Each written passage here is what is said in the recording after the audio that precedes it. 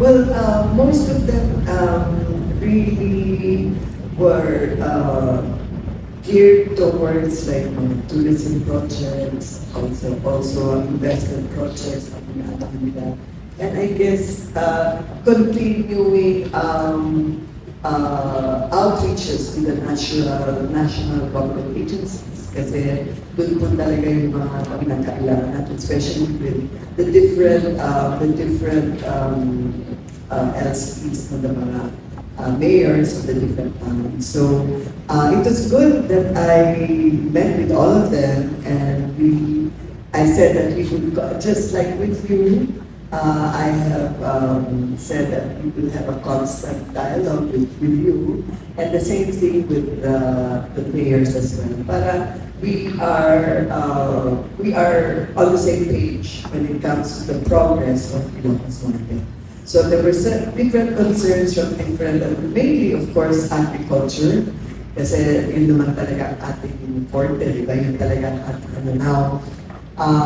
When I was going around talaga, ang nakikita ko kasi, nagtataka kasi ako na we are a coastal province, and yet parang hindi tayo masyadong nade-develop sa ating mga mangalap. So, there were some sorry, pero there were some things that I saw on Facebook na that was talking about parang backyard fishing. Kasi parang ang lumalabas yun, parang yung swimming pool na pinipili sa, hindi ko na sasabihin saan. Pero, and then it looked like a science project. So meaning to say, it's doable. So I was thinking that's one of the things that I'd like to also do.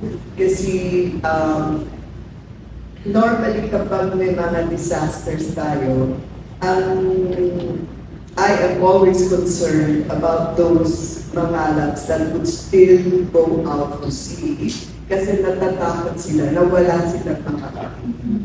So, our SOP now for when there are disasters, I have always instructed our PSWDO to always reposition the family packs doon po sa mga coastal towns para mag-prepare na sa kanila, para hindi na sila mangamba na wala silang kakainin.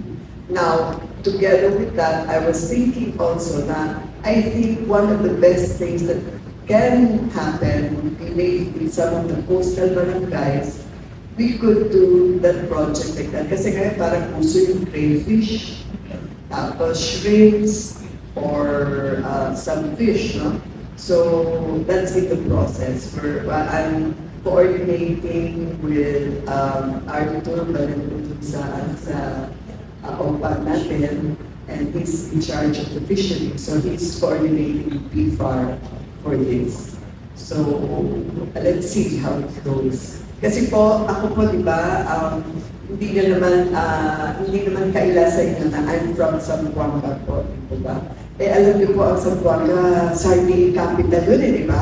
So talagang kuminsan, kami, nag-snap kami sa mga bangus at sa mga tilapia kasi mas marami kami nakukuha doon, mga yellowfin, mga parrotfish, mga ganon. So, mayaman kami. So, sabi ko, bakit dito nga wala kayong ginagawang bulan? Alam niyo yun, yung parang dating na, yung parang dried fish. Wala kayong ganun dito. And yet, diba, this is the sea, so pwede, di ba? So, those things. So, I'd like to bring in a little bit of some part of Ilocos Norte with that regard, in that regard.